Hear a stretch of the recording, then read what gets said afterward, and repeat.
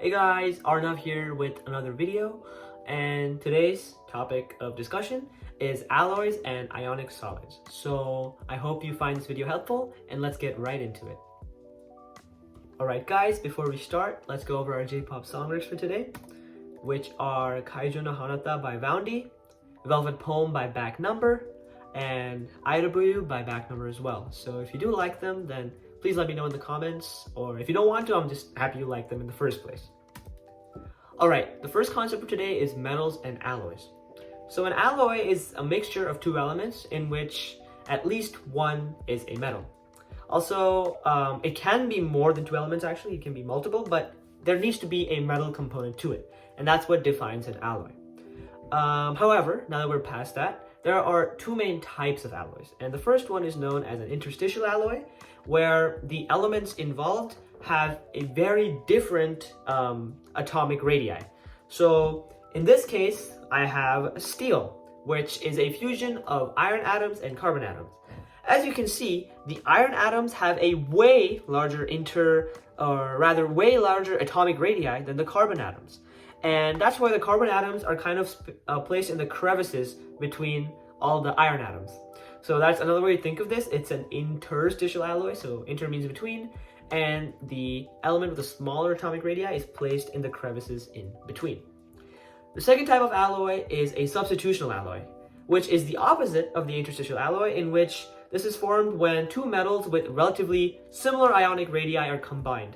So an example is brass, which has copper and zinc to mix and form brass. And as you can see by the size of the circles, they have very similar atomic radii. So let's do some quick practice real quick. If the identity of one of the metals in the interstitial alloy below is copper, which of the following could be the identity of the unknown metal? So basically all I'm asking you is that we know copper is the bigger atom in this diagram, right? Because just by the size of the circle, we can tell, which is a big indicator here and on the AP exam. So all I'm asking is, what could potentially be the identity of this atom here? Now, it might seem really daunting at first, but all I'm asking you to do is look at periodic trends. And the periodic trends tell us that as we move to the right of the periodic table, the atomic radii decreases. So really, we just want to find whichever element is to the right of copper on the periodic table. So here are your options, and I'll give you a second. Alright, the correct answer is zinc.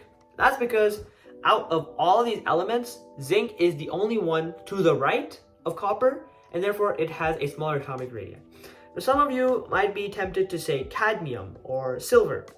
And the reason they're not correct is that though cadmium's on the right, it's below copper, which is also part of the periodic trend that states that as you go down on the periodic table, you increase interatomic radii. So that is why zinc is our best answer. So this is past Arnav, or rather future Arnav, letting you guys just know that the question with the answer is zinc, right? The one I just did. Basically, I did it wrong in the hour-long video, and a subscriber by the name of Kavish pointed it out. So just wanted to say this is the correct version, and I'm going to make sure to pin the comment on that other video to make you guys know that's wrong. So the question done in this video is right, but on the unit review one, I did it wrong. So just keep that in mind. Now, let's talk about representing ionic solids. So right off the bat, I've just given you guys images of what ionic solids kind of look like. Okay, so as you can see, these are kind of general diagrams, and there are three main takeaways from these. The first one is that the positively charged ions and the negatively charged ones keep alternating. So when you do draw out your ionic solids, make sure to keep that in mind. Also, the size of each ion is independent of the other one. And that's because depending on what your compound is, so like NaCl or whatever your compound is, one of the ions in that compound will have a larger atomic radii.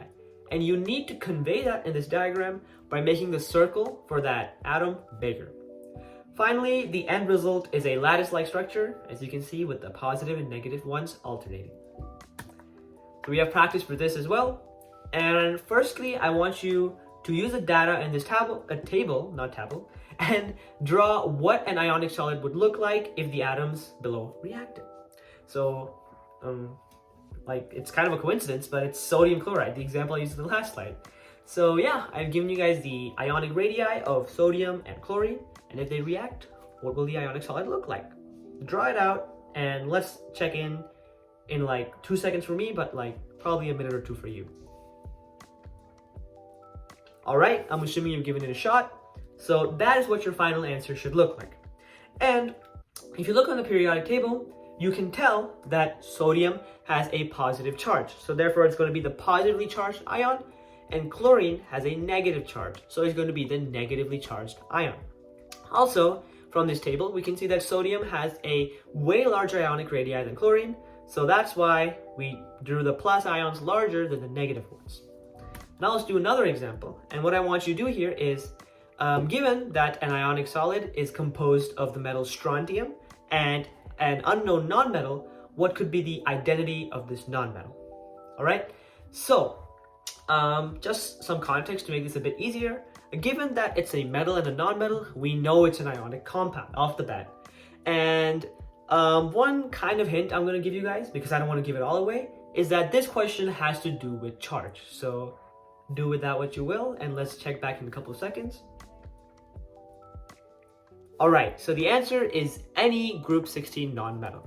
And the reason behind that is that strontium is in the second column, and that gives strontium a +2 charge. So since it's an ionic compound here, in fashion, or in regular fashion, we're going to want to cancel it out with a nonmetal that has a -2 charge.